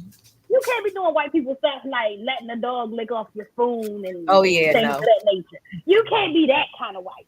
Like, you can be white, like listen to your whatever you want to listen to, but you can't be white like you wear shorts and it's 40 degrees outside. You can't That's be a that white. Chad. That's what I said. I'm going with Chad. That's my Chad. You can be white like you want to mow the yard and do a little yard work, but you can't be white like Nope. I want the you surfer. only like salt and pepper. I want the You can't be surfer that. type, long surfer hair. I want that. That's the Chad I You could want. be like you do Jaeger bombs and you drink whiskey, but you can't be So white like if you Black just Roses ever date outside of her race, as long as you drink, you in there. you just can't be white. Like, you can be white, like you could Oh God. want to eat like you could be white like you could be white like you like a little bacon, but you can't just go in there and just eat the ground beef out the pack because it's unthawed. You can't do that. That's that. Where did you get this from? That's You could be white like you like a little saltine cracker, but you can't be white like who I'ma just does go crack open a that? can of tuna and scoop it with my finger. That's nasty. I don't know. For some reason, and I don't know, It's not racist. It's just that there are different levels to the whiteness. Just like there's different levels of black. Like like a black guy or like a white guy may say you could be black when so you like to season your chicken, but you can't be black that you like to cuss out everybody that look at you crazy. That's not racist. It's just a stereotype. oh my God. Not You racist. it It's not, is. but It it's is. just a stereotype. Stereotypes are not racist because I stereotype black people. I That's true. stereotype my own people. So That's I'm true. not a racist. So do I'm you just lock your saying. door when you see a group of men walk past your I car? lock my door as I see a group of men, a group of women, white, black, Asian. I lock my door. Now, am I petty You when hit I the see a button. white woman and I hit the button real quick? Yes, I will do that. I do that too. If I I see a learned it white from woman my walk phone. past I me, do that too. I I do hurry up that. and put my key in the door. Yeah, I do that. I do that too. I do that too. When I'm But at the listen, I market learned and it she a from little my too phone, close, y'all. back That is up. not bad. When I'm at the ATM and she a little close, back up. Back up. 6 feet, I Rebecca. do that too. I definitely do that. I got that from my I'm father. stereotypical where though if I see a white girl, all their name is either Susan, Julie, which I hate to say. I'm trying to change that now. Susan, Julie, or like something like a Taylor. You know, I'm that kind of stereotypical. If I see a white woman, her name is automatically either Becky, Rebecca, something of that nature. If I see a white girl and she's doing something dumb in traffic, I'd be like, all right, come on, Rachel. You know, not too racist, but stereotypical. That is racist. Not too much of like, oh, That you're is being racist. racist. No matter how you put it. What if you doing something dumb and she be like, all right, come on, Keisha. What if you do? And I'll be like, you gonna be mad. You gonna take it wrong. That was stereotypical. It wasn't racist. It was stereotypical because I'm doing Keisha behavior. You gonna take it and be mad. No, I'm doing Keisha behavior. Come on, Laquana. I'm just saying. Look, okay, now Laquana, that's racist. Thank you. Come on, Laquana. Black name ain't got out. But every white girl name is given white girl. Like you don't really meet too many Lakeisha white girls and shit. You don't really meet too many. Oh, this is unless they mix. This is Latanya. Alexis. They use Alexis a lot. Now the new white and name, Mercedes. the new mix, the new biracial kid name is Jaden, Caden, Aiden. That is true. Alana. You know, Alana. You know, not too black, but not too white. Right. You know, not you too. Nate, can you put up the disclosure? Thank you, because it ain't me. It's just her. Put up that disclosure. Thank you. It's just giving just enough razzle dazzle. Nate, hurry up, get that disclosure up. I ain't going. That's clearly. Thank you, because I don't want no parts of it. She going down by herself. I'm just saying, it's a lot of. But look, did you read the disclosure? He got AKA Mississippi, AKA Black. I was looking at a TikTok, and the guy was like, you know, asking the white girls in the crowd, like, "What's your son's name?" One girl was like, "His name is Benjamin." That's a white guy's name, Benjamin. Another one, he was like, "Well, what's your son's name?" She was like, "It was what was it? It was something like it wasn't Steven. It was something with an S. But it's like, yeah, that's a white kid's name." All my kids have those you don't know names until you actually see them in person. David, Kylie, Gabriella, Cameron. White women choosing their baby names. She called their white kids' names. Beckett, Slater, Adler, like white kid names. Beckett, Slater, Adler. Anyway, that wasn't what the topic was at all. The topic was, do you feel like you are more successful dating outside of your race? I don't want to date no Hunter. Don't. What's your name? My name's Hunter. Can't fool with Hunter. What's wrong with a Hunter? Automatically no. Don't want her. I do a Hunter. I do a Cody. Maverick. White kid name. Nah, I ain't doing a Maverick. I'll do a Sean or like what's another cute white boy name? Jonathan or Nathan, maybe. Or not no damn Sawyer. What's another white boy name? Wyatt. No, that's too. Wyatt. I feel like Wyatt gonna be racist, low key. Mark. I feel like Wyatt gonna call me with a Mark.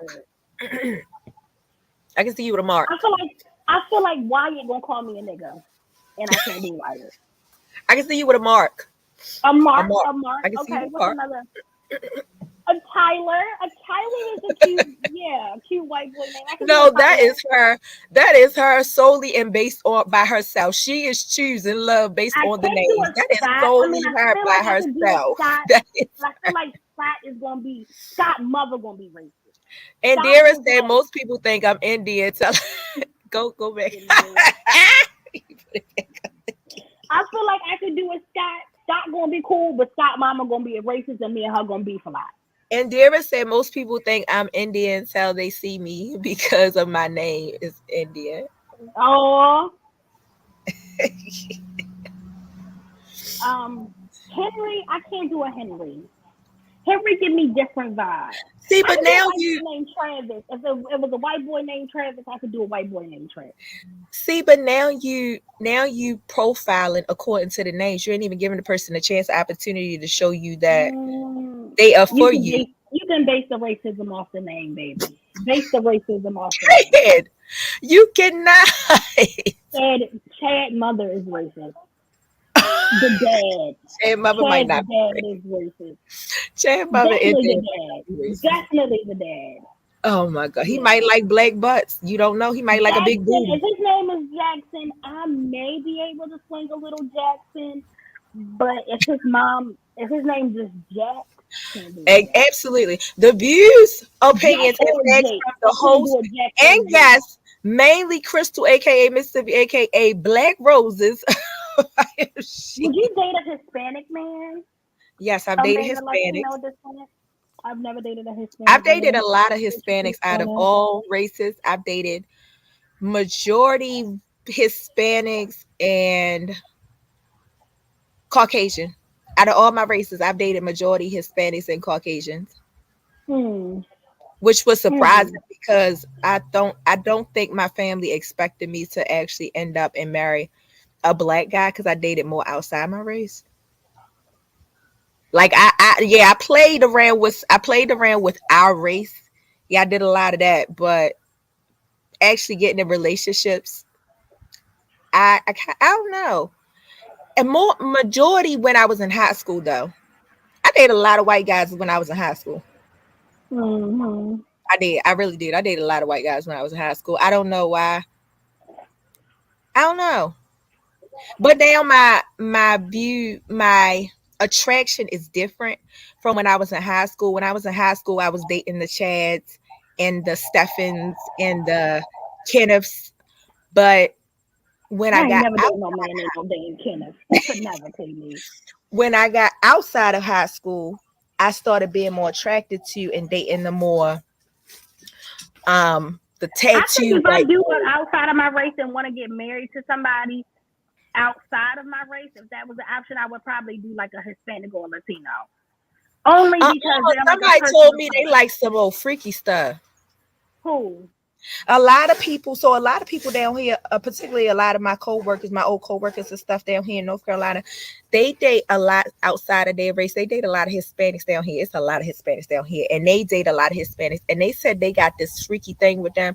I can't really say it on camera because they said we have to cut the profanity, but they like that backdoor action a lot, is what I heard. That's not freaky. That's a lot. Normal. No, more than normal. Never mind. I was about to say something. Nothing. No, we already know. We already know what she heard. That is what I heard. I know a lot of people that dated a lot of Hispanics, so that's really what I heard. They are really aggressive about that backdoor action. They really like it. I don't trust it. I don't trust dating a Hispanic because I feel like they might be talking in their language about me. What you think the white man gonna do when he go home to his? He ain't got no other language to speak in, so I know what the hell he's talking about. I'm talking about in front of your face. Oh, baby, that's why you go to Rosetta Stone and learn freaking Spanish. Because the moment you call me a punta, and you go win too because they all short. You go win too because they all short. I'm whipping your mother. Yeah. Me and your mother going toe to toe. Dig her up and let's go. I can see you kind of dragging your husband through the house if you date a Hispanic. I can see that. I can see you dragging your Hispanic short little husband through the house. I can see that. I can see that in you. I can see that. I think that's the only other thing I could do. I could do like a Hispanic or a Latino male, Mexican, but I don't think I can marry. I mean, I can see myself marrying a white guy, but I would prefer if I'm doing outside. I can do a Cuban. I can do a Cuban, and they packages don't come small. I ain't doing no Jamaicans. I can do a Cuban. They packages don't come small.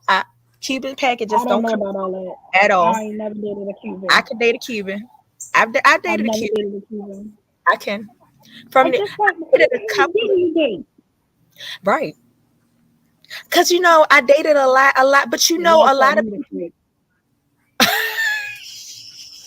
Y'all call me the freak.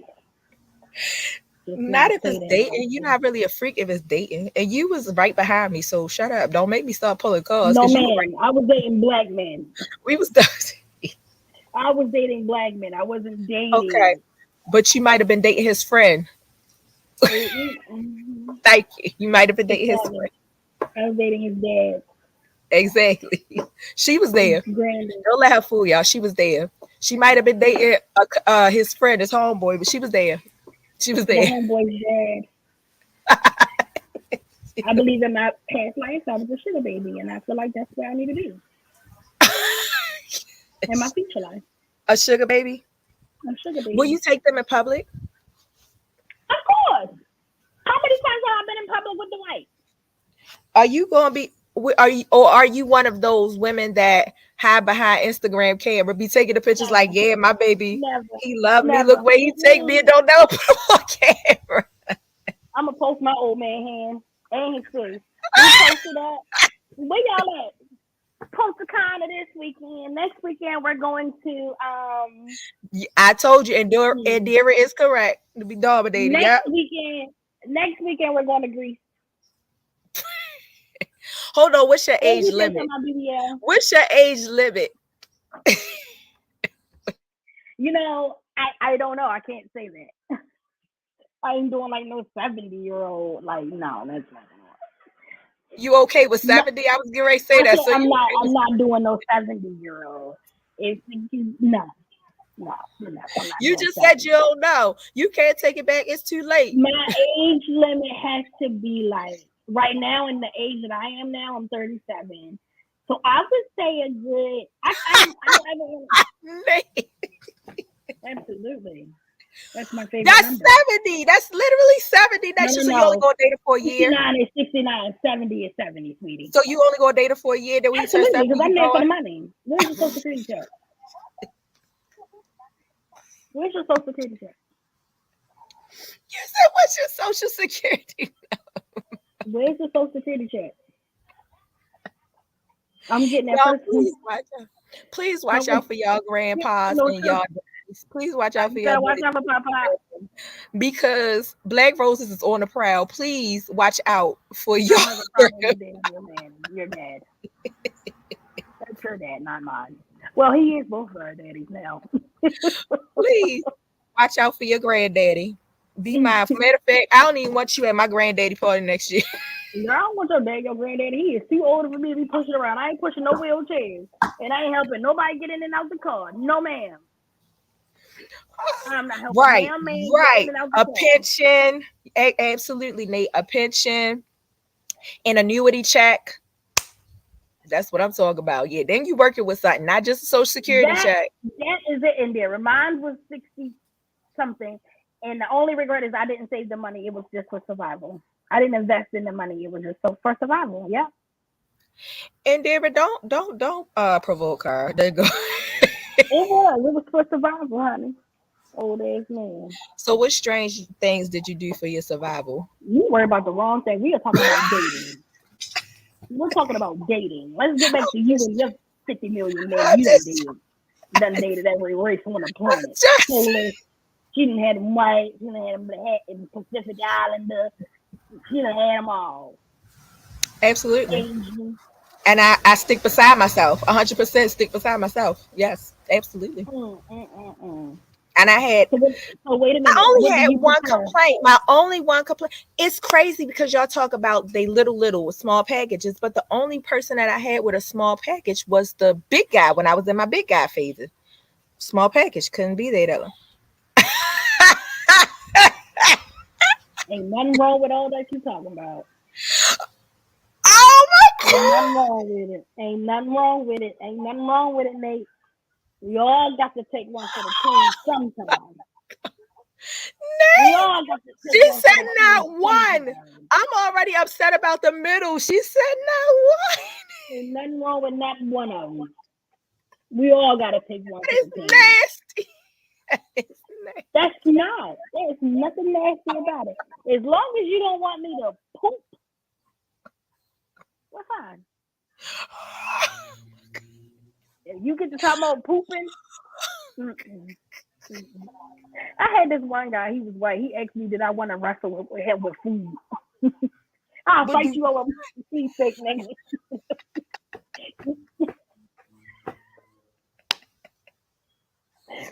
Over my cheesesteak and fries? Yeah.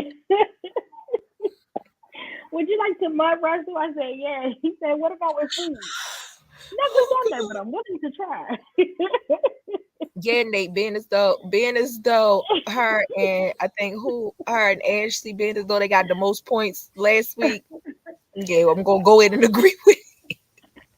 Baby, that never have I ever was for me. Because I don't judge me. Y'all be lying. Y'all be lying. Y'all be lying. Never have I ever. Yes, I have. That took me out. As long as it ain't gonna cause me But no anyway, are harm, we? no pain, and it ain't gonna kill me, I'm willing to try anything once. No That's feces. true. No That's true. feces. I could try anything once. I'll No agree. I could feces. try anything once. No feces. Other than that, I could try anything I'm once. good. That's true. I'll try anything once. I don't know. My Or my twice. freaky side a little bit different. My freaky side a little bit different. I won't take anybody old. I just don't. I can't do it. I can't do the older ones. Yeah, I got an age limit. But the What's your freaky age limit? side, I'm gonna say my age limit even now, I'm gonna say maybe 45. I won't go no higher than 45. I don't want to go higher than 50 something. I did meet a guy who was like the same But age as some of my them dad. that some oh, but some of them I didn't used to Instagram be my father. granddaddies, I don't know. They made me change my mind. Some of them Instagram granddaddies. They be the ones that be like, I'm like, you could be this, not you, my damn father age, but I will try it. Try anything once. Go twice. Maybe 3 times if I like it. You're stupid. Anyway, speaking of the last week's show, we had a ball last week, y'all, at our slumber party. If you missed it, you missed out. It was so much fun. I mean, we really had a ball, and I really want to thank all the guests that came on and participated. Hopefully we can do something like that again, maybe in person possibly. But yeah, we had a couple of virtual games. Kind of took me out, especially BlackRoses and her answers. I don't know, but that's my friend. But I'm gonna stick beside her because she probably got half of it from me. But I ain't gonna call myself out there. But anyway, the winners. I forgot who the winners. Who were the winners? Ash. Okay, Indira. It was Ashley. For what is Ashley business?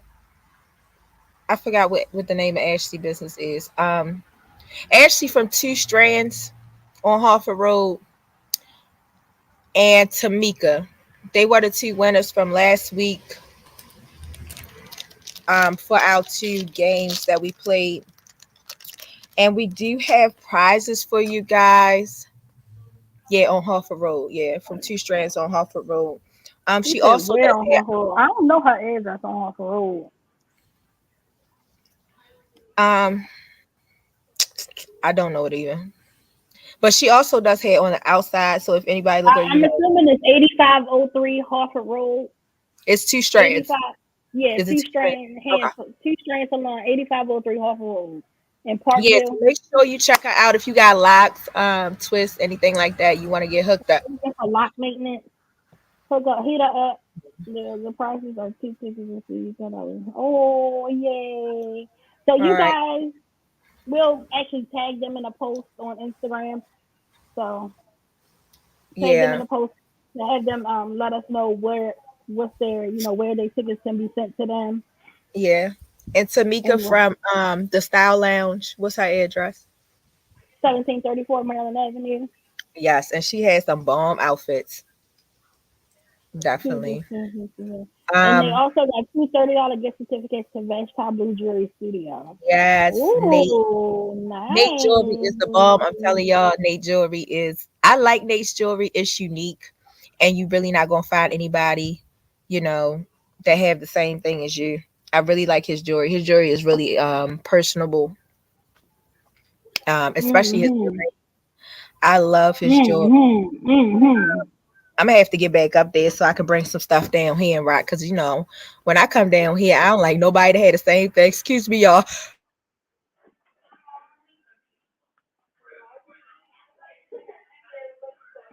I think that was it. So as far as the winners go of last week's show, we will be reaching out to you ladies, letting you know what your prizes are, and asking you to send your information so that we can send you out your prizes.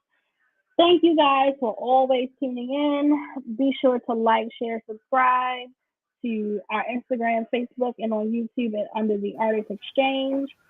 Also, if anybody Definitely. wants to become a sponsor, you know what to do. Hit that email. DM us. Email us at PodcastIAmShe at gmail.com. Always looking for new sponsors. Always looking for new topics. Always looking for new guests. So, Absolutely. there you go. And we are here. We are dedicated. Look, I'm sick as a dog, but I'm still here. Love you guys. Thank you for your support. Thank you See guys you for guys tuning next in. See you guys Saturday. next week. That was a little dry, but yeah. Ooh, she's contaminating my screen. All that damn